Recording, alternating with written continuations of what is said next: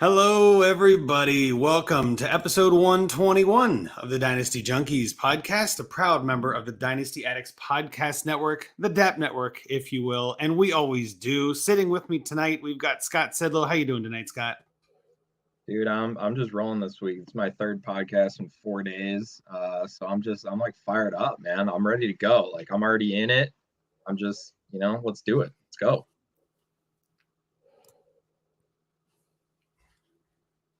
Right. Why not? Let's just keep going, right? And obviously, we've got Scott and Andrew here, and we've got a guest that I'm very excited to talk to. I know, Wyatt, you and I talked a lot at the expo, had a really good time. I've been on your podcast, had to return the favor, and I thought better to deadlines than one of the smartest people I know on Twitter while it's still around. But Wyatt Bertolone, how are you, sir? Doing well. Feeling a bit of imposter syndrome after you call me one of the smartest people you know. So we'll see if I can hold up to that at all. I got low standards. You're in good company. We're all good to go. But no, so now you turn it around. Must be an glad to have you on. Yeah. Yeah, well, we're all imposters. That's kind of the way it goes. All of us are doing the best we can. But I know we have you on. I thought Andrew Hall was Andrew Erickson. So when Rocky told me he was joining the podcast, so I mean that worked out. I actually thought Andrew Erickson was Andrew Hall. So I actually knew who you were. I just thought the name was different, and I thought it was not him. It turned out to be the guy I thought it was. I just thought it was reversed. So again, I'll take it. You're still here. It's still a compliment. I'll take it. Yeah, I've heard worse. But Wyatt, explain to people where they can find you on the Twitter machine and what it is that you do in the community right now. You can find me on Twitter, WyattB_FF. I am the co-creator of JWB Fantasy Football. I do a lot of content through there, rankings, projections, do our Dynasty show. I do our weekly recap for a redraft show. I do a DFS show, and then I occasionally write some articles for DLF. Excellent. I know you're always writing stuff. You're always coming out with good content. That's why, again, I love talking and interacting with you. So I think we're going to have a good time tonight. But before we get into too much of that, we got to support the sponsors since they're supporting us at least one more time while we're still sponsored by Manscaped. Who knows how long they've been sponsoring us or how long they'll continue to sponsor us. But Manscaped, obviously, one of the best out there. Support for Dynasty Junkies is brought to you by Manscaped. Best in the men's below-the-waist grooming. Products are precision-engineered tools for your family jewels. We've all heard these spots. All of us are big fans of Manscaped. We love what they do. Obviously, there's a lot of different products that they come out with. The whole nose trimmer thing is terrific. The weed whacker. I know that manscaping is something that all of us in the industry, anyone that listens to fantasy football should probably be manscaping. Let's just assume. Male or female, doesn't matter. Let's just keep it clean, guys. Keep it clean and keep it above the belt. But use the code Junkies at checkout. You get 20% off and free worldwide shipping. Make sure you mention Junkies. You tweet at us. You tell everybody that you love and everybody that you get for Christmas this year. Use Junkies at checkout. Get yourself a discount. And Scott, do you have anything you want to add to that very abrupt and short Manscaped read today? Yeah, I mean, I'm not gonna share any images or anything, but I did use mine today. So I'm like I said, I'm feeling good from multiple things this week, right? So just smooth and ready to roll. And then of course it's like 9 degrees out right now. So maybe not the best timing on that, but hey, at least we're clean and comfortable, right? Hey, we're all in the Midwest. Obviously, Scott's in Chicago area. I'm in Cincinnati, and Wyatt, our friend here, is from the Northern Ohio region. I know, Wyatt, we were talking about this a little bit before we got started. You're a Browns fan and kind of reluctantly or unfortunately. But, I mean, I guess this is the only thing I could think of even. It's perfect segue in a way. Deshaun Watson is coming back. Are you excited or nervous? Are you angry? Like, what are you thinking about, like, with Deshaun Watson potentially playing again? For fantasy or for fandom? Let's do fantasy. Let's stick with fantasy. Let's just keep it easy for you. That sounds good. Yeah, I think it's really impactful for the entire landscape because there are teams who have been hanging on to Deshaun Watson, waiting for him to make his arrival. If they're like in the playoff race, this is a huge boon for their team. It also should be a huge boon for the entire pass catching room. Amari Cooper has pacing for like his best season with Jacoby Brissett, so I can only imagine what's going to happen with once Deshaun Watson's there. Donovan Peoples-Jones has been kind of surprising this year. Maybe not surprising, but overperforming a bit, and I expect that to be better as well. And Njoku coming back, although I actually do think this kind of hurts Nick Chubb because I think, well, they're going to pass at a higher rate. I think that one's pretty obvious. But I think when they get in close, it also makes Nick Chubb have a little bit less touchdown equity because Deshaun Watson can run it in at any point, and I think they'll call more pass plays in that area as well. Do you think this helps Hunt then too? Like it's kind of like in that same vein. Is it more of like, Chubb down, Hunt up? Not the same equivalent, but is that where your head's at too or no? No, actually, I think if anything, it brings him down a little bit as well, just because I just think like in general, there will be less opportunities for the running backs. I think that's fair. Scott, are you kind of on that same page, at least for fantasy with Deshaun Watson coming back? I mean, are you excited? Is it like hooray or is it meh? Well, I just traded Deontay Foreman and a 24-second for Amari Cooper. So wheels up. Let's go. That's like my second Cooper share, by the way. So that's telling you something. I've been all over Twitter about this. I've written articles about this actually in the last couple of weeks even. But Amari Cooper, I'm only playing him when he's at home. He only scores touchdowns at home. It's so wild. It's terrible on the road. I feel like he was the same kind of inconsistency his whole career. Like this is just kind of who he is. Yeah, He was always there, but like before you could like say it was the dome, but now it's just like, is it just home and away? Like what is it?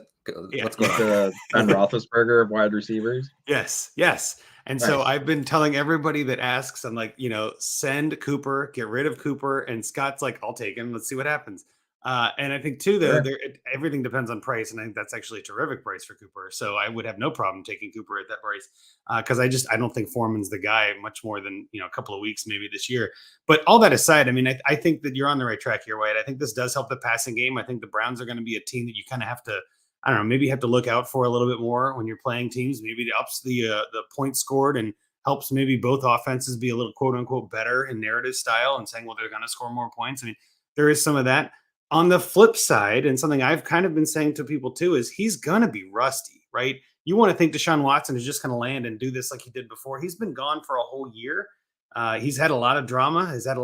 His mind is not in the same place it was before all of this. I mean, you can't take all of that out. All of that factors in too. So I'm not going to say I'm excited for it. I don't know if that's quite the right word, but I'm very curious. I'm interested.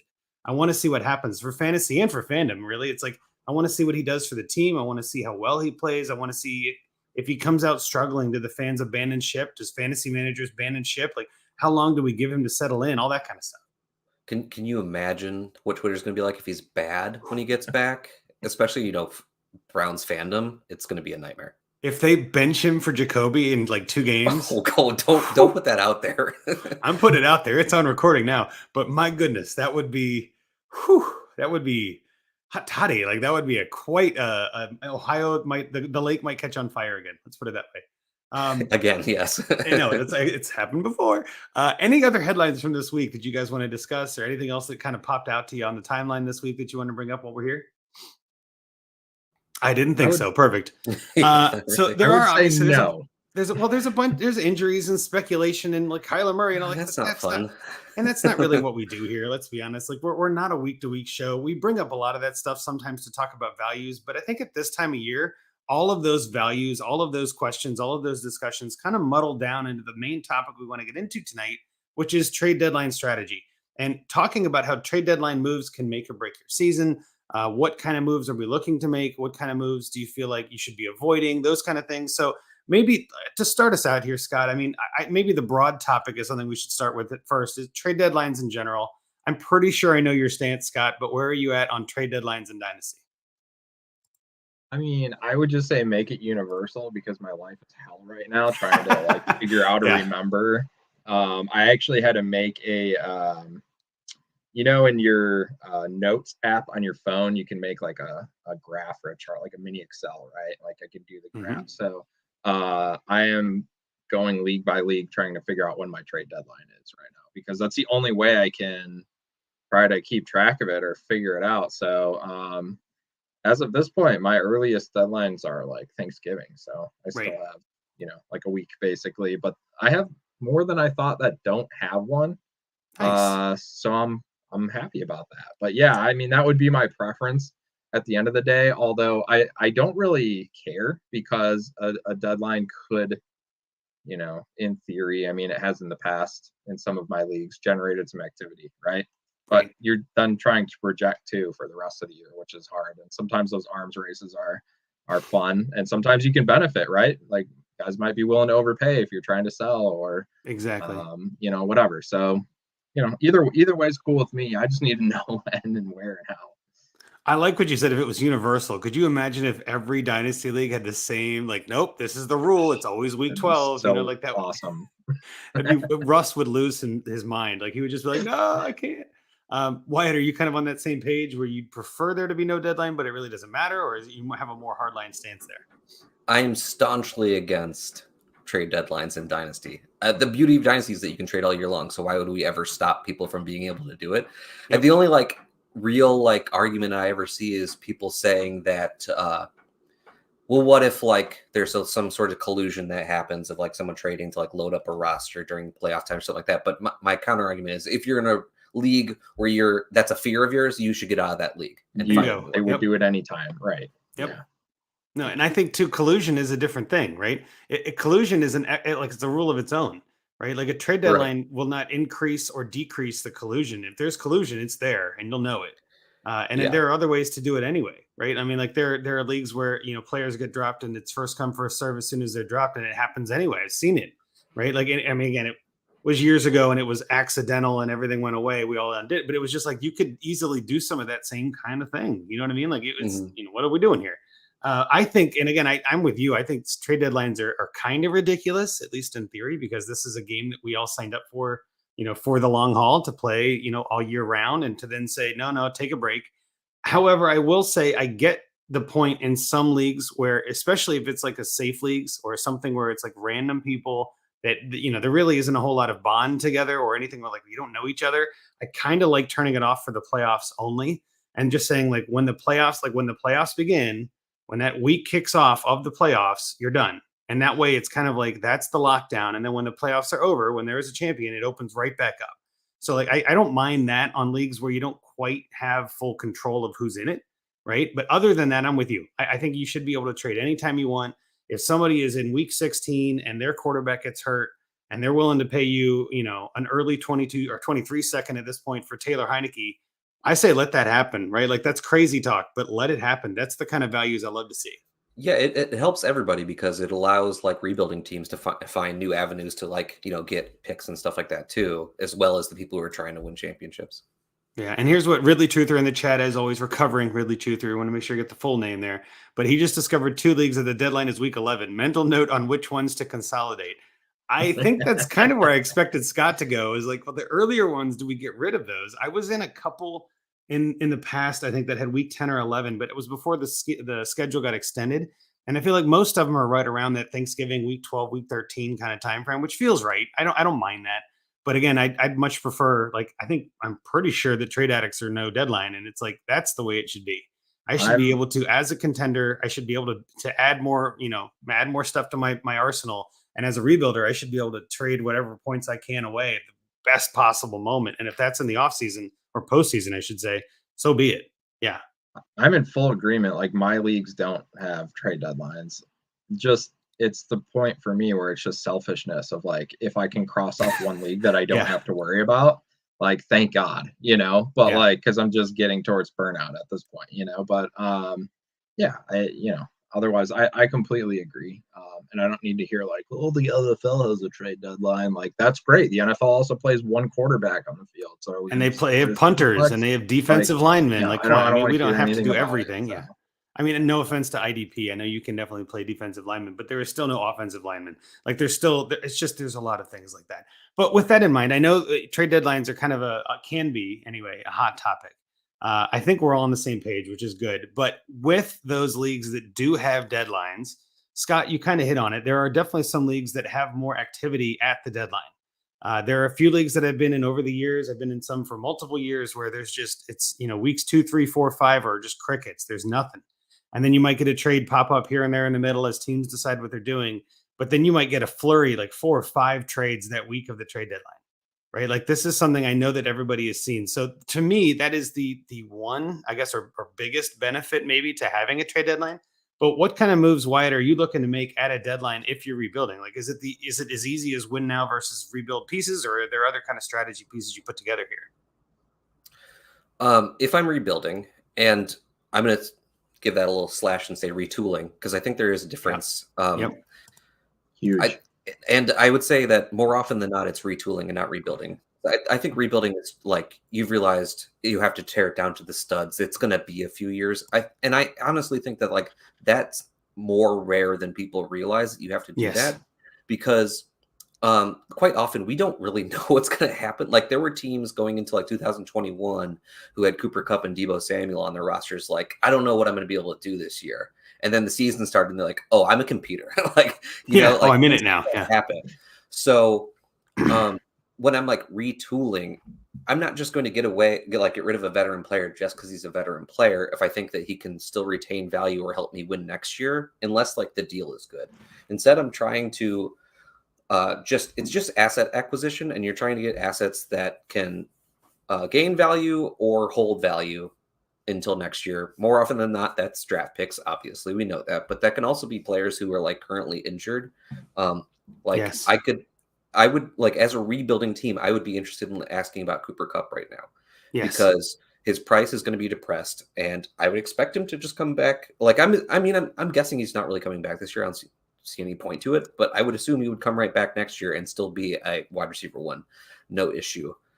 Like same with like Breece Hall. I'm checking in just to see. Breece Hall hasn't gone down very much, but you know, it's worth a check. I got a deal done today actually on a team where like I'm set to be the 101 in next year's draft on a rebuilding team, but I wanted to secure that by getting points off my bench, and I traded away AJ Brown for Breece Hall. I like it. I could do that. Yeah. Like maybe someone like Calvin Ridley. You know, I'm trying to get those players who are depressed right now, could gain value next year. I think like the prime example of this was last year, trading for Travis Etienne while he was injured. And J.K. Dobbins, I think, was one last year. I remember doing a lot of those because he was, out and supposed to come back. That one didn't work out as well, but it is the same process. You know, just injury continues. Javonte Williams is one of those guys too, right? And any of those guys that have been injured a few weeks ago, I mean, it's very possible that the manager that has them has decided, when that happened, the Breece Hall manager is like, well, I'm done for the year now. Maybe they won 3 out of 4 weeks, right? Maybe they ended up going on a tear and they're like, oh crap, I'm in it. Like I'm third in the league still, and I'm still going. Like, maybe they're pivoting. So that's the time to ask. Also, the further away from the news you get, the less likely you're going to see a spike valuation kind of changing things.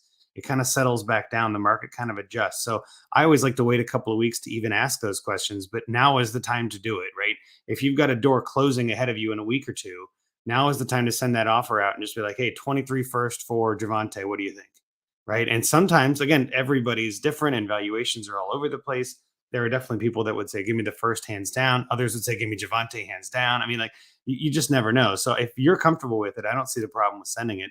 But Scott, I mean, again, just not to beat a dead horse, but I think you're on the same page here, right? Like if you're trying to rebuild or retool, you're trying to send off any points you can and take on assets for next year already, right? Yeah, I mean, I've talked about this before. I think this year is just different because there's so many teams already looking ahead to 23. And so if you went into this season at all not already doing that, like you're not getting better than the 103 or 104 at best. Right. In most leagues, it might even be 105, 106. So I have so many leagues right now where in the last couple of weeks I would have been selling off, but I'm just hanging in there because what's the difference between 106 and, if I end up with 108, right. Screw it. I'm just going to go for it. If I can make a little run and win some money, I'm going to be trying to do that. So it is going to be a different approach for me this year, but, I could look back to in a few months and say, well, I've got a shitload of 107, so that didn't work out. But, it's just where we're at right now, kind of with this crazy 23 class coming up. So I will, to some extent, sell off what I can get. But I think right now, targeting those injured players is still going to be the biggest thing. And I mean, I'm doing that pretty much even with contenders too. Like, let me try to buy guys, anyone that can add value. I mean, I'm going to do that on any roster, whether I'm rebuilding, retooling, or whatever it may be. So, well, and that's kind of where I was even going to pivot to, is that there are a couple of teams that I have where I'm contending, but also retooling, right? Where like I'm contending, but it's with aging players that, like Tom Brady's my QB2 or Derek Carr is my Q, what I mean? Like things like that, where it's like, I'm not really locked and loaded, but I am in the top just because I've dodged a lot of the major injuries. And it's like, well, I might as well try to trade away, a couple future seconds or, a second and another player for a player that I think will be worth more in a year. So I think that's always the way to go. And retooling, I think, is probably the better word, or reloading. I think I've heard it used like that, like, kind of loading up a little bit on the back. And I think to what Wyatt said earlier, rebuilding, I think is tossed around a lot. And I do it myself when I'm like, I say it's rebuild or contender. It's not that black and white. There are really more like 4 different places in the league, right? There's purgatory in the middle, and then there's contending, and then there's the retooling, and then there's the rebuilding, right? So it's like you have kind of different variations, but like to Scott, what Scott said before, there's no standardization across Dynasty to know that. So it's just a really easy, simple way to shorthand that and say, are you winning now or not, right? That's pretty much all it is. I think the other conversation, or at least one part of this conversation, I think we've kind of got into already, though, is do we see a lot of valuation changing at the deadline? Like, are there players like, for instance, Geno Smith has been somebody that, for Dynasty has been kind of a hard one to tackle and hard one to figure out, because there is a chance that he's the guy there next year, although I think that's unlikely. He's playing really well, and the team is doing pretty okay with him. Is it crazy to think he might be the guy there next year? And at that point, does that change his valuation? And then does the deadline impact that? Because when now teams are going to say, well, I want that guy on my team this year. I don't care about next year. So I'll put it to you first, Wyatt. I mean, where do you think on guys like that? Like, are their values changing at the deadline or not really? Well, quickly on Geno Smith, like I am in for Geno Smith. Like weeks ago, I was you should send a second for Geno Smith in your Superflex leagues. I don't think you can get that done now. I do think he will be the starter for Seattle. I think he's played himself into being the starter for Seattle next year. They won't be in position to really draft a QB. I think that's just going to happen. But valuation, like around the deadline, I don't think necessarily changes because of the deadline for the player, like in a vacuum. I think the market value can change in a player because of the deadline. Your specific great point. Yep. Where you can create markets for players because of the deadline. Like maybe, everyone knows what the deadline is, or they should if they're in your league. Or they're just learning like Scott. No, yeah. And you can just put a player on the block and say, let's get this deal. I want to move this player. Let's get this deal done. And you can create a market for that player. If it's a worthwhile player, you might have 2 league mates come to you with separate offers, and you might have created a bidding war. So I don't think like the specific player changes. It's just what can you do within your league because of the deadline.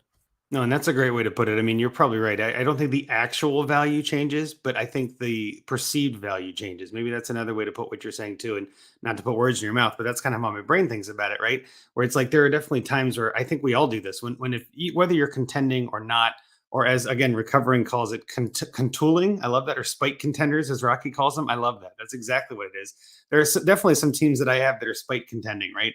That are somehow 4th in scoring, and I'm like, I don't deserve to be here, guys. Like this is not a great team. Here. I wasn't playing on this. Yeah, like the question I have is, how do I get out of this? Like, what have I done wrong? Because I don't really think I have a chance. The top 2 or 3 teams are killing it. I'm just lucky to be in 4th.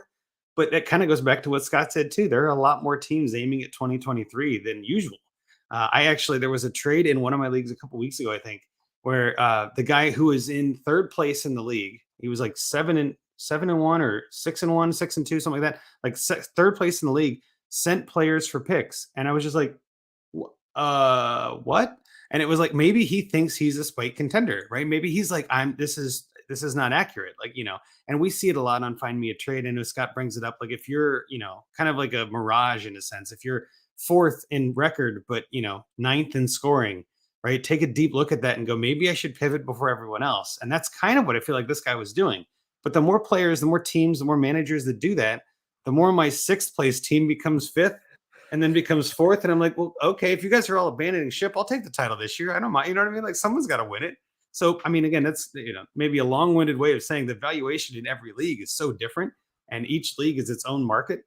And I think that's kind of what you're hitting on there. Scott, would you agree with that, where it's like more of the league market valuation changing rather than the actual player valuation changing? Yeah, I mean, people are going to have different, strategies on how to get to where they want to go. So if somebody all of a sudden is in that situation and says, you know what, I'll make a run this year, screw it, I'll give up a second, whatever. There's going to be somebody like that probably in every league, right? So It's all about being in the right place at the right time and taking advantage of those things and seeing what happens. I mean, that team I mentioned earlier where I bought Cooper, like I've already lost just so many players. It's not even funny. And like, but it was just like, you know what? I mean, I'll still try it. Like, let's see what happens. Like, everybody's just kind of bunched together here. And I mean, anything can happen. So what if Watson comes back and Cooper just like kills it down the stretch? Like, I mean, that's not out of the, range of outcomes, right? Like that's certainly possible. So yeah, why not? Right. Well, I do want to circle back on one thing real quick though. Yeah. Seattle does have Denver's pick. So they could have, like right now it'd be projected as 7, but it would be like, they're not getting like a CJ Stroud or Bryce Young, right? It'd be like a Will Levis, a Hennon or somebody like that. So most likely, I think you're right, Wyatt, that Geno will be the starter next year. Now, depending on how the season goes, maybe at some point the young guy comes in, if assuming they even take one, right? So number one, they'd have to spend the capital.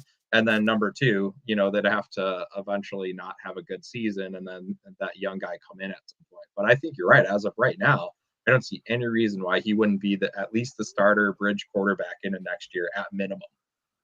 So to give up a second for him, absolutely, because I think you're getting more than just this season from him. Well, and I think what you're hitting on there. Go ahead. I was gonna, and this isn't just your run of the mill like QB fill-in. Like he's a QB1, and I don't see that changing anytime soon for this season. Yeah, he's got the weapons. Well, and this is where again, one of the things I love most about Dynasty is the pure speculation. It literally, like, this is just gut feeling. This is just like, well, I'm reading the tea leaves and I think he's going to be the guy. And like, you could easily talk to someone who goes, no, he's not the guy. And there's no evidence on either side, but both of you are so damn sure that you're just like, I'll make that trade. I'll give him up. I'll get something for him. And the other guy's like, I'll give anything for him. And I think that's what ultimately all of this comes down to, any type of trading. And again, we're very much a trade centric show. We love talking values and trades and all that, because I think that's the easiest way to improve your team. Maybe not easiest, that's not the right word, but maybe the fastest way to improve your team. If you do it well and you do it a lot and you do it right, you can really change your whole perspective in a couple of trades or in a couple of weeks, right?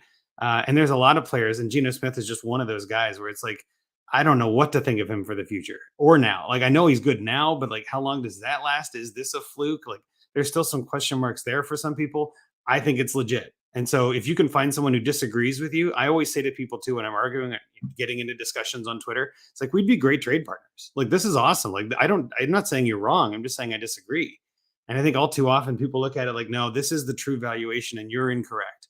Oh, no. None of us know the future. We wouldn't be doing this. I'd be playing that Powerball. You know what I mean? Like, I wouldn't be wasting my time with you idiots playing fantasy football. But that's also what also makes it so much fun. It's just the speculation. And this is the time of year at the trade deadline. It makes it fun. That reminds me of something. I have to say this just so that it's on record, because we've talked about collusion. We've talked about, the values, whatever. Sure. Nobody really knows. Let me tell you about just an absolutely mind-blowing thing that happened in February of last season. I traded my pick, which was the 110, and like some random piece for Sam Darnold, who was still on the Jets at the time, Myles Gaskin, and OBJ. And OBJ, I think, was nailed it. Where was he at the time? Before the Rams, Rams? Right? So this was February of 21. He was on the Browns. Yeah, right? Okay, so this was in a safe league.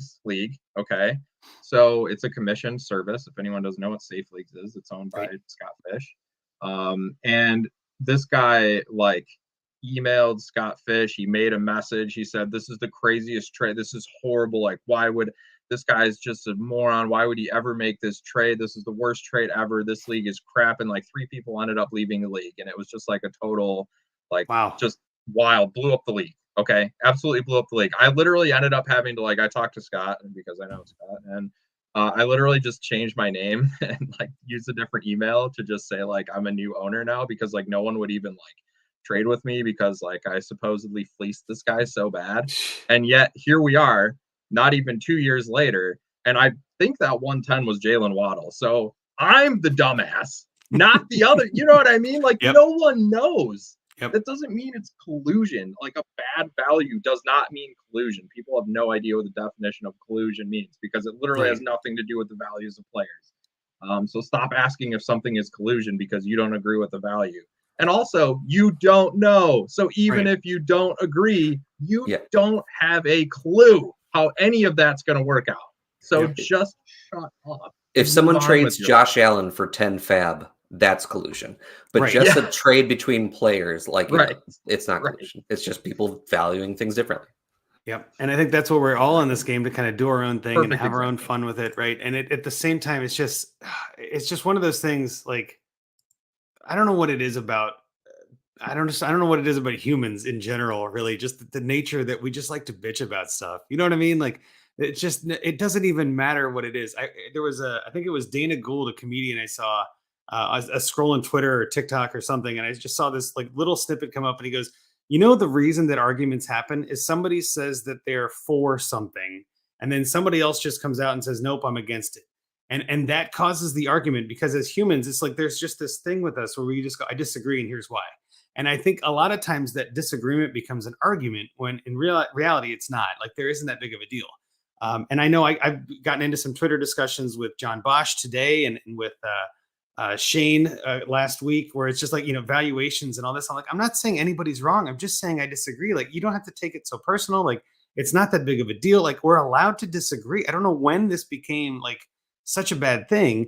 And then, like, again, in a weird, I don't know, tangent of a sort, like the whole fantasy receipts thing, right? There's all these people out there holding people accountable, but kind of to Scott's point, like, well, when do you dictate when the take is bad? You know what I mean? Like, people were all out on Justin Fields, like Justin Fields is the best QB ever. And then after 3 weeks, these people are pulling up receipts. And I'm like, it's only been 3 weeks, you know? And then 3 weeks later, he's now the QB5. And where are the receipts now? You know what I mean? I'm confused, because it's like, it's not really fair to like call a take bad if it's just a guess at the future. That's what we're all trying to do. Now, again, to Wyatt's point, there are definitely bad takes where somebody can come out and say, Dontrell Hilliard is the wide receiver or the running back one. Like, okay, well, no, that's not really. He's the wide receiver one. You know what? Even crazier, and also that makes no sense, right? Like, that's not what we're talking about here. But like, I don't mind you, you know, saying something with your whole chest and saying, here's my opinion, right? I don't mind you coming out and saying Nick Chubb is going to be the running back one this year. Like, to me, if he's not running back one, that doesn't mean you were wrong. It just means you guessed wrong. It doesn't mean you as a person are wrong. It's not just like they're just saying it to say it. Like, and I think this. Okay. Right. And I think that's part of where this accountability culture is kind of coming from, in a sense, because there's just so many of those takes that are just ludicrous. Like, there's just so many. And I know we all see it, where you're just like, my first thought is almost never, you're wrong. My first thought is, what have I missed? Like, can you explain your reasoning why you think Laviska Shenault is the wide receiver one? You know what I mean? Like, where are you coming from that I have not seen any of that data? Like, explain it to me. And if their explanation I'm is, all for I just hot think takes, but give me a process. Give me how you got there. Bingo. Don't just throw something at the wall. No, and that's kind of what I'm getting at. I think a lot of the times the takes that get scalding hot are the ones that are just, you know, like from your gut. Like I said before, trust your gut, but not like that. Come on, man. Like, that's not what we want.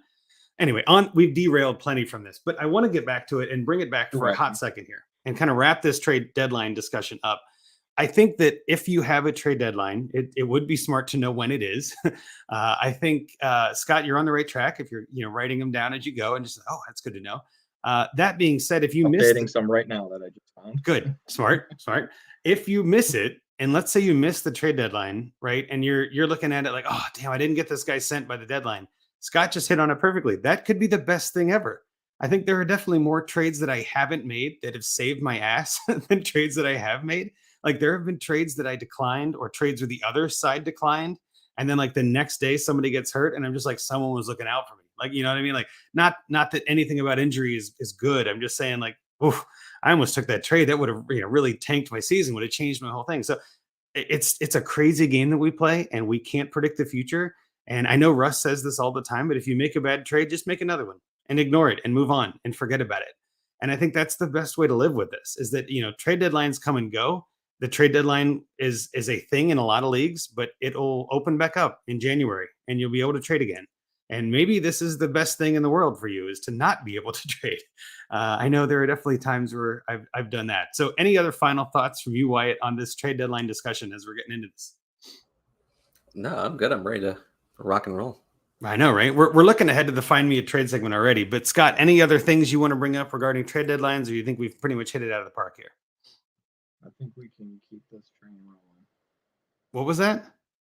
Yeah, just okay. We're good. He's good. He's still writing down leagues. He's still getting it figured out. So struggling. He's okay. He's okay. We're gonna get into the Find Me a Trade segment tonight. This trade is brought by Steve K. We actually did one of Steve's leagues a couple weeks ago. I think it was it was a different league for sure, but it was a different type of league. This one is in a lot of leagues.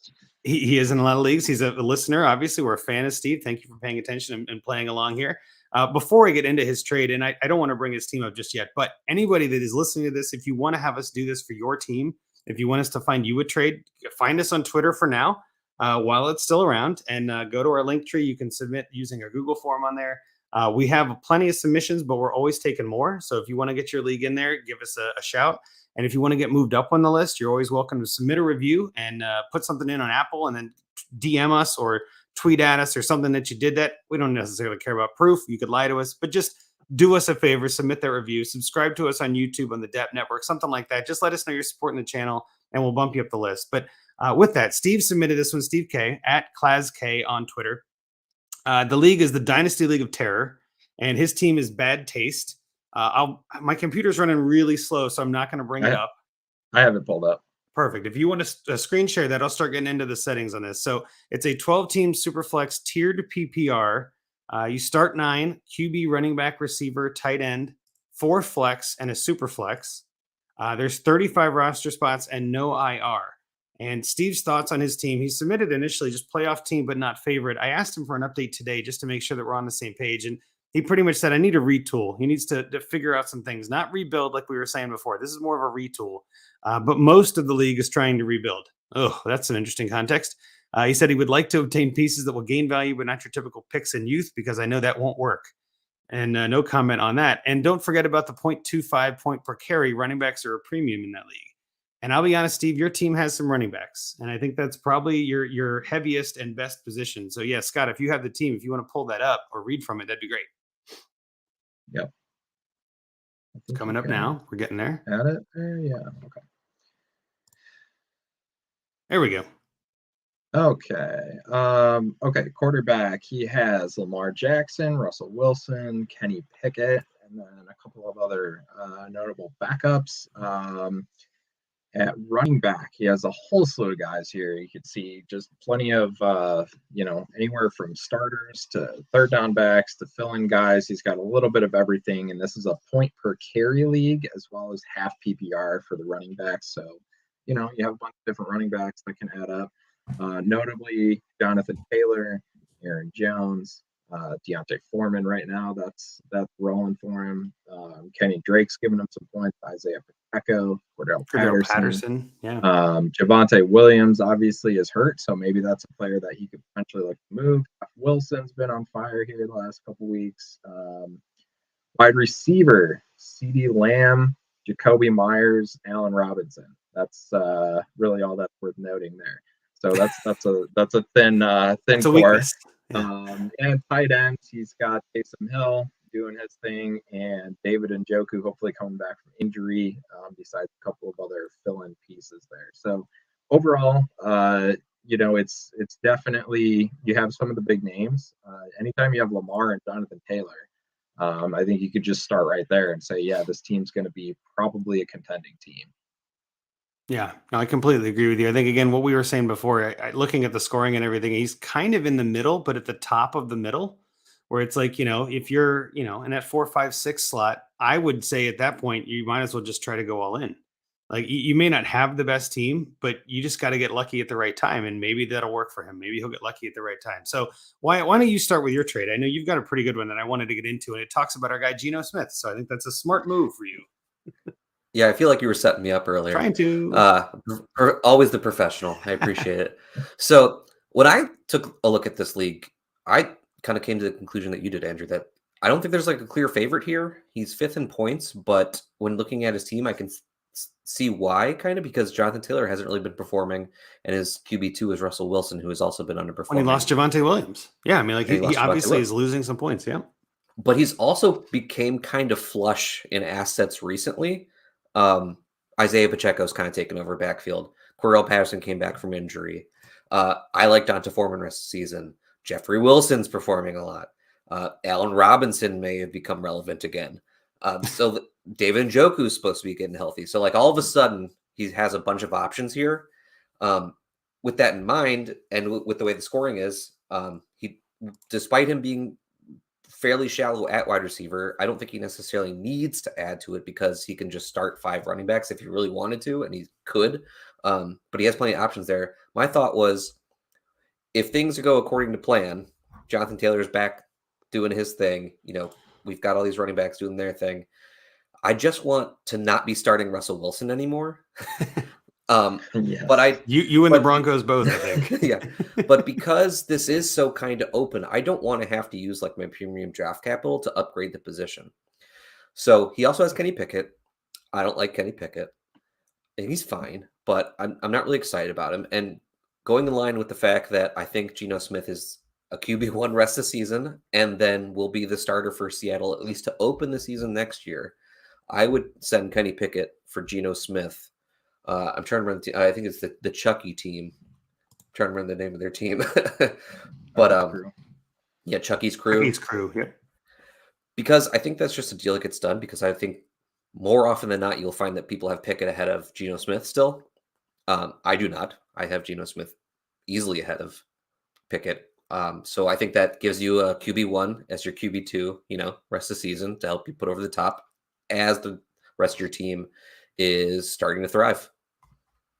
Oh, I like it. And I think that's one of those too, where you're giving up potential future, you know, younger asset in Kenny Pickett to gain the points of Geno Smith. And looking at Chucky's crew's team, he ain't winning. I don't know how else to tell you this, Chucky, if you're listening, but my goodness, I believe he's 2-8. Work. Yeah, and so I think he would also want the young player as well. Yeah, he's got a lot of holes to fill, and I think Kenny Pickett is probably one of those guys that might look more alluring on that team as a rebuilder. He's a full rebuilder, really, and he might be willing to get rid of Geno Smith on that logic. So I thought that was a pretty good trade. Yeah, what do you think of that one, Scott? Yeah, at first I was like, that's insane. Right? It takes big balls, man. Like that's a type of trade that like is going to win you championships, right? Because on paper, just looking at names, you're like, why would you do that? But you know why? Because he'll accept. Yep. You know, in a league where it's hard to get trades done, that'll get done. Like, why? There's no reason that other team, regardless of what he thinks of Pickett, honestly, it doesn't really matter if he likes him or not. He should 100% take that trade because it will make his team better. Now, just purely from a value standpoint, you know, you can look at that however you want. Just for kicks, I threw it into DLF. Our friends over at DLF threw it in the trade finder here. And basically, you could even potentially get a second on top, right? So it's like, hey, you could do it straight up. Is a second going to really make a difference? No. Is he going to give up a second? That's probably going to be early. Probably not. Maybe he has an extra one, or maybe you just ask for a third. If you can get a little bit on top, even better, right? But at the end of the day, like, that's awesome. I love it. Well, so I'll give some more thoughts and then I'll pivot into my trade, because I looked this up and we kind of talked about this a little bit anyway before we started. But I looked it up just now, even again, just to make sure I'm not crazy. The last trade done in this league was on August 17th.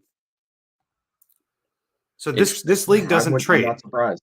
This league does not trade, right? So this is, and I'm not going to ask for anything back with. Yeah, and knowing that.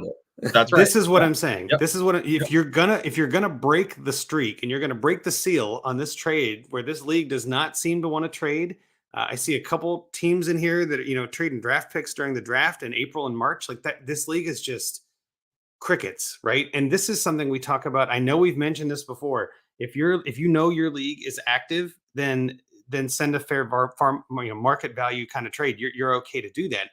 If your if your league is not active, you're going to have to overpay to get anyone off their players. And that's not the end of the world. You just need to be strategic with it. And I love this trade, Wyatt, because this is exactly the kind of trade that would go, yeah, smash accept. And then the guy puts it on Twitter thinking he's the genius. And 98% of people say, give me Geno Smith. And he's like, oh, right? And it's like, because again, he's going to plug it into a calculator. DLF, and I just checked DTC, both have it swinging heavy on the Pickett side. And it's like, that's not the end all be all. Let's be clear. That is not the truth. It's just the best guess. All of this is guess. But if someone's in a league like this where there's no trading, someone's probably checking this out on some calculator somewhere, and they need to win. Not just one win, not just 2 wins. They need to smash accept a trade. This one will get done. I have a very strong feeling. Now, again, this is the odd part. We're trying to help Steve out. Steve might be like, I'm a Steelers fan. There's no way I'm trading Kenny Pickett. That's fine. I get it. But this trade might push you over the edge and make you much more of a contender. It'll cause some comments in the DMs, and that's fine. I think that this is very much a fair trade for both. But yes, lean into it, right? If you can't beat them, join them, right? So like, if it might as well just let's go crazy here. Let's go nuts. Let's throw this league in the water and see what happens. So I love it. I thought it was a great trade. So mine is in a similar vein, and I'm not sure it's enough looking at it, but I was in my head, it felt like enough. I thought about it first with this team. I'm like, I got to get rid of Javonte. That's the easy piece. That's the dead weight on my roster. But then I was looking at the trades and noticed there really weren't that many. And like I said, we talked about this is just one of those quieter leagues. And I'm like, I don't know if anybody in a quiet league is really acquiring Javonte Smith or Javonte Williams. I just don't know if that's happening. I feel like a lot of leagues that are active, he's bounced around 3 times because, it's a valuation. But this league doesn't seem to want to do that. Okay. Who's one of my best players then that I'd have to send away to maybe get the most value? Well, I'm not sending Lamar with my QB2 being Russell Wilson. I don't feel confident with that. But that running back room is stacked. So I'm like, all right, who's my best running back? Now, best maybe with quote fingers on it. I still think Jonathan Taylor is the best running back on this team. So like, all right, even though he's had a slump, he's had a good week. And maybe that's all it takes for the other person to go, okay, never mind. I'm just looking back 1 week and I'm overreactionary. Jonathan Taylor is RB1 again. So I'm going to send Jonathan Taylor to Revenge of Reverend Lowe for Amon-Ra St. Brown and Khalil Herbert. And the thought process obviously is pretty clear. I don't mind losing Jonathan Taylor and getting Amon-Ra. I feel like they probably both have the same kind of upside. Amon-Ra is a younger receiver to add to your receiver core. You do only need to start one receiver in this league, but I would still like to have more receivers, especially with them getting the full PPR. So, and then it also backfills with the, quote unquote injured now, the depressed asset with Khalil Herbert. You still got a running back for next year to kind of help backfill that position. And you've got plenty of guys you could drop in this 1 for 2. But that was kind of where my head went. Same as yours. Is like, I don't mind overpaying in a league like this. And maybe that's not even really an overpay. It sounds like it to me. I still can't wrap my head around that. But I guess, Scott, I'll bounce it to you first. What do you think about this trade? Yeah, I mean, it's hard to trade Jonathan Taylor, right? Yeah. Especially when, you think about like, well, this is why some people say if you ever have the number 1 asset, you trade him because, you can only go down. Get that back, right? Yep. So yeah, like if you can just get over that and again, a league that doesn't trade, you see a name like Jonathan Taylor, I think that's going to get some attention. So that was my thinking. Yep. At the end of the day, I don't know if Herbert's going to come back this year because he's the guy for them in the future. Monty won't be back next year. So they may just be shutting him down and saying, hey, let's just we'll run Monty into the ground here because we know it's not. Well, and Fields is running plenty too. I mean, like honestly, they don't need a running back. Yeah. But if you're looking at, let's make a move for now and later, then I like adding him in there in the trade. Like I'm all about acquiring Herbert. So I like that piece. And then Amon-Ra gives you, in my opinion, just getting those wide receiver that full point. I like that personally. However, Jonathan Taylor, I mean, he came back, he played like all the snaps. Yep. I mean, this just came back. I mean, so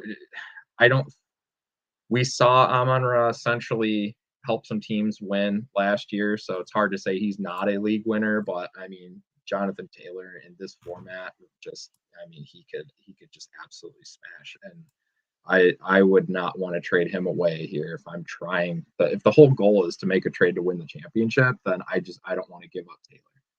But I definitely see why it would make sense as well. No, I totally agree. And that's what I mean. Like, I'm trying to think of a trade that would shake the cobwebs off, kind of like what Wyatt was trying to do. Yep. Like, I got to send something that's going to wake them up and have them go, okay, wait a minute. That's actually, how can I say no? It's dumb in a way, but like, I do feel like Jonathan Taylor's shelf life is probably shorter than Amon-Ra's. And I don't think your team is really going to sacrifice that many points. Yeah, you might lose some of the upside, but I think Amon-Ra has pretty good upside too, even with Goff this year and whoever QB they get next year in the draft. So, I mean, it just seemed like an interesting overpay. But Wyatt, are you on the same page here or am I way off? I look at this kind of in two different ways. If I look at it from my perspective of where I looked at the league and said I'm trying to win, I think you're not getting quite enough in return, mostly because the Khalil Herbert injury isn't Sure. helping you right now. But I think you better did what Steve was asking for of just trying to like retool it a bit to be able to have some add some longevity to his team.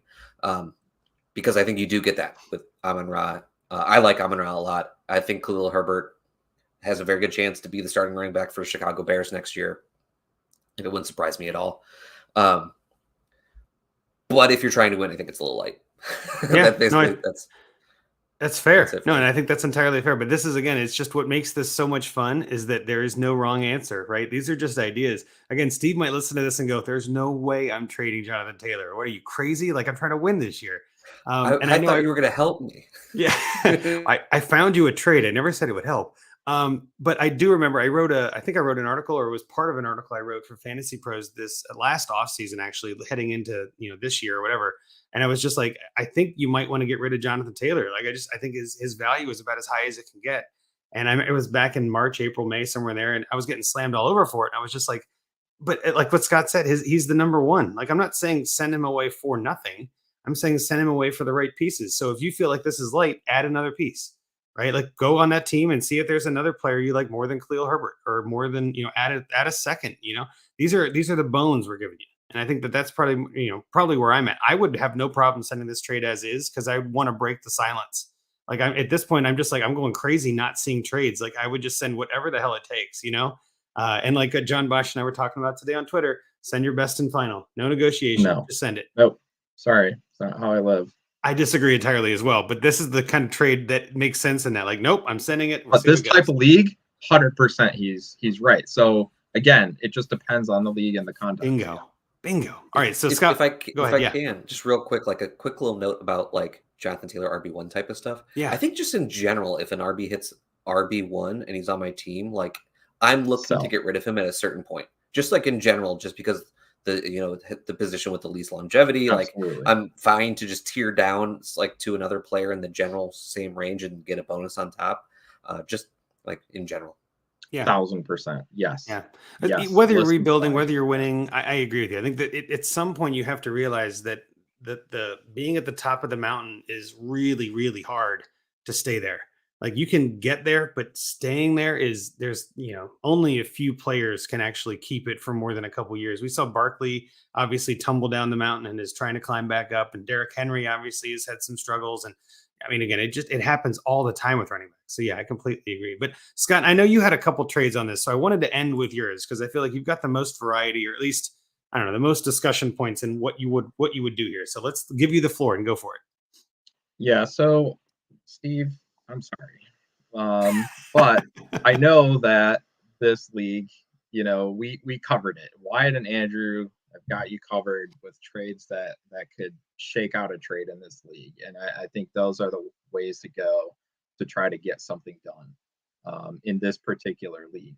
But the reason that we do this segment is not just to help the submitter, but also for the listeners to try to just give them an idea of what can they go for, what can they try to do, what are the scenarios we're looking at, and see if that rings a bell with them. Or maybe they're on the other side of this and going like, I'd like to acquire Javonte for my retooling teams, right? So my whole goal here was to move Javonte because he's not scoring any points, and find some guys that you could plug in to maybe get hot, maybe win a championship, and see what we can do there. So I identified two teams. Now, we covered this in the beginning. There's essentially two teams at the top of the standings, and there's two teams at the bottom. So that leaves you with 8 teams fighting for 4 spots. You have 2 teams currently that have lost 3 straight, and they're not at the top of points.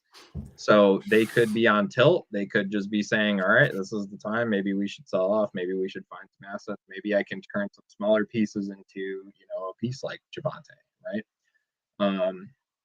Okay, so the two trades. The first one is trading Javonte Williams to the Walking Dead for, I think what I have, Tom Brady, Michael Carter, and she was the third one. Keenan Allen.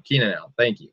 I should maybe put more information on my notes here, but I just always not Josh Allen. I guarantee you and that. then I don't. So okay. So the thought process here is essentially you're buying like two guys that are literally about to die. But again, we're making a run to try to win. Now, Brady, you could kind of see the light go on a little bit there in Germany. They have a bye week. It's Tom Brady. It's Tom freaking Brady, man. Like you can plug him in here as your QB2 and and if not, I mean, you still have a couple other options at quarterback. So it's not like it's the end of the world if that doesn't work out. You're not going all in for Tom Brady here. He's just one of the pieces. Michael Carter or Jaylen Warren, depending on how you look at that situation, I think Carter can give you more points right now, the higher kind of floor. Warren being, somebody that, listen, if Najee goes down, even if not, like the guy's scoring points right now. And I feel like he could, if they shut down Najee at some point, right? That could be a type of situation where the guy comes in and wins, and or just a future piece. And then Keenan Allen's getting healthy. He was at practice today, and so again, he's just that team needs weapons so bad. Everybody's hurt. Herbert needs somebody to throw to. If Allen can come back, he's the type of guy that can get hot down the stretch and just get you those PPR points. So you're turning a great young player into, maybe guys that won't even be in the league 2 years from now. And that's hard to do. Like, I don't want to do that. But when we're talking about trying to win a ship, like these are the things that you have to do. And, again, Javonte might not even be 100% next year anyway. And Denver looks like a complete disaster as it is. So that might be the response you get and nobody will want him. And that's a moot point. But I'm just trying to kind of shake things up and see what kind of pieces I can get and give myself options. Because, again, if you have a trade deadline or if guys aren't trading, you can't just go out and make a bunch of trades here over the next few weeks. So if you give yourself 3 pieces here that I can maneuver around and work in my lineup, I think that can make some sense. Well, real quick before you pivot on this, I want to point this out because I think this is important. You're sending Javonte and getting a QB back. Obviously, in leagues like this, there's that that QB tax, or like I want to get one if I'm giving one. I've heard that in so many leagues where it's like, it's Brady. But it's Brady, and the guy's got Aaron Rodgers, Ryan Tannehill, and Deshaun Watson. Like, he's okay at QB. He might actually go for this. Even if he still wants to compete this year, he's probably going to plug in Watson anyway. So he may not even. He may just say, "Oh, that's what I mean." Now's the perfect time to send that and try to get one of those out. The other thing I was going to say is running backs are Christian McCaffrey and a couple of other guys like Carter and Warren. He doesn't have a strong running back group, and we were talking about before with this even a 0.25 point per carry, 0.5 PPR. Having another running back on that team could be very helpful for the future. Right. And so I like this trade a lot. I like the way you're splitting that dead asset up into potentially startable options for you. I think that only helps you win this year. Yeah. What was your other trade there? I know you had another part there. So the alternative option was another team kind of in a similar situation. They've lost 3 straight games. They're not one of the top teams in points. They're probably heading in the wrong direction. Granted, it might be hard to pull this off for the 2 specific players because it looks like they're both about to have a little bit of a boon themselves for different reasons. But same Javonte Williams, potentially add a piece to it, like a second, to get Marquise Brown. And so you could go Javonte for Brown and Higbee, or Javonte in a second for Brown, Higbee in a third if you really wanted to, be even value. The whole thing here is Marquise Brown's about to come back. He looked great today in the video that I saw. They definitely need him, with the other injuries. And then Higbee, he's probably the only show in town right now anyway. So I think he's going to get some work too. And that just helps you at that tight end premium position where we don't know when, if Njoku's coming back. And for some reason, the Saints decided to stop using what was working there with Taysom Hill. So, this, again, it just gives you some pieces here. And at least turning Javonte into Marquise Brown, you don't feel like you didn't get anything for him. Whereas in the other trade, you kind of feel like, I don't know what I'm really ending up with here long term. So this is more of maybe it could help me now, but at least I'm getting something for the future type trade. So just 2 different philosophies there and just ways to go about it. What do you think about those, Wyatt? Are you on the same page as Scott, or you got critiques there? I think I like the first one the most because just because I think getting Brady improves the week-to-week point scoring for his team the most. Yes. I like Michael Carter in general, just because I think he's just a good player. Brees Hall is coming off an injury, so there is always just a little bit of chance that doesn't pan out for him, right? And Jaylen Warren is surprising, so that's interesting there. Keenan Allen, he might just be complete dust at this point. Like I'm starting to fear that like that was just over. But the second trade, I really like getting Marquise. Like I wish I could combine these. I want to get Tom Brady and Marquise Brown. There you go. Hey, Like, can we work a three-way trade here? Yeah, right. Get that done. Sure. That would be great because it helps prepare for the future at a position that he's already kind of weakened at wide receiver. Get you the quarterback for this year. Like, let's get that done. Right. Yep. I'm with you. I'm with you. And I think too, both of these trades kind of address what he was talking about in his note to kind of wrap it all back around. He's not looking to do a crazy rebuild. I just think he needs to retool. And Javonte is a prime case to send in a retool because you can still get a lot for him right now, even though he's not scoring points. He's still got a lot of perceived value. He's going to hold a lot of the value he's got now. I don't see his value going down between now and when he comes back. I feel like that'd be almost impossible to do. His value is already about at its floor, quote unquote floor from perception. Now he could come back and have a rough game or get re-hurt or whatever. We never know that. But I really like the idea too of just trying to get some more points in your lineup. Like again, it is only start 9 with 35 roster spots. So you've got some deeper benches in a sense on leagues like that. But I still would want as many startable options as I can as you get into the playoffs, because I mean, there are still some later buys that we have to contend with in weeks 13 and 14, I believe this year, or is it just 14? Either way, there are some later buys this year, and then you're still going to have injuries. I mean, even if you trade for Keenan Allen, he may not play this week still. So there's some of those kind of question marks too. So I think that did a pretty good job to help you out there, Steve. And even if you're not Steve, hopefully you got some good value from what we're talking about. No two leagues are the same. I think that's the thing we say all the time. And that's why we like doing this specific segment. We can talk trades until the cows come home, but seeing an actual league and getting the actual context every now and then can be, can kind of be enlightening in a way to say, okay, well, given all of this specific information, here's what I would do. Your league, if you're listening to this, your league might not be this quiet, and it might not be this you need to overpay kind of thing, but it might be. You might be in 30 leagues or 40 or 50 leagues like Scott, and you might have 6 of them that are like this and they just can't get trades done. Maybe this is the sign to be like, you know what, that's a good point. Maybe I just have to overpay to break the seal. Maybe that's a good thing, right? Maybe again, the leagues that I don't trade in are the ones that I inevitably leave because it's just like, why am I here? You know what I mean? Like it's like best ball at that point. Like what's the point if I'm not trading and there's no conversation? Like, what are we doing here?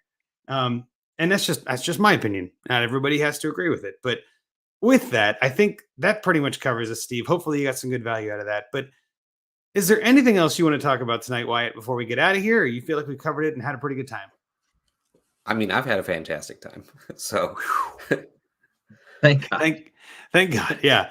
Well, I guess with that, Wyatt, have everybody give them a little bit more about where they can find you again and just sort of help us out what you're doing right now. I know you're doing a lot of things, but are you doing a bunch weekly or is it just kind of like autopilot? I mean, it kind of feels like autopilot because every week goes by so fast. But yeah, on Twitter, YB_FF. Basically, all of my content is at JWBFantasyFootball.com or on our YouTube. Please go subscribe. We'd appreciate it. Shameless plug. And like I said, you can get some articles from me occasionally from DLF, like once a month or so there. That's only place I write. Perfect. No, I know that there's a whole bunch of content out there, so I appreciate you coming on and sharing that with us and obviously giving us some insights. I still love that picket for Geno Smith. I might actually do that in a league. Like the more I'm thinking about it, I'm like, man, I don't carry your team. I would send that. Well, I guess I mean, like, there's a league where I'm like third, and I could really use those points. You know what I mean? Like, that's not a bad move. Kind of dig it. Anyway, and if I have Geno, I'm accepting that. Right. That's what I'm saying. Like that's not it makes sense. It makes sense. So. I like it. This is why I like talking to you. I always get my brain moving. Anyway, you can follow me online at for as long as ats matter at Andrew Hall FF on Twitter. Follow Scott at Scott_Sidlow. The other hosts, whatever, you can follow them whenever they're on the show. They're not on the show. They don't count. Any errors or omissions are Rocky's fault because he wasn't on the show. Follow us at Dynasty Junkies as well. You can follow the DAP Network at DAP_network, and it's DAP_network. Subscribe, rate, and review. I know I said that before, but we really do want to hear your feedback. I always say, and I know Scott agrees with this too, like send us DMs. If you've got trade questions or polls, tag us on Twitter. Again, while we are here, might as well just help everybody while the season goes along. And then with that, I guess, appreciate you coming on, Wyatt. Really glad I could talk to you. But Scott, take us out of here for the night. Thanks again to Steve for the submission. Keep those submissions coming in. Thanks to the homies in the chat. We appreciate you hanging out. Thanks for listening wherever you do, and appreciate everybody again. The listeners are, you're why we do this and why this has grown so much, and we really appreciate you. We don't say thank you enough, so thank you so much. We will continue to have amazing guests for you, like our guest tonight.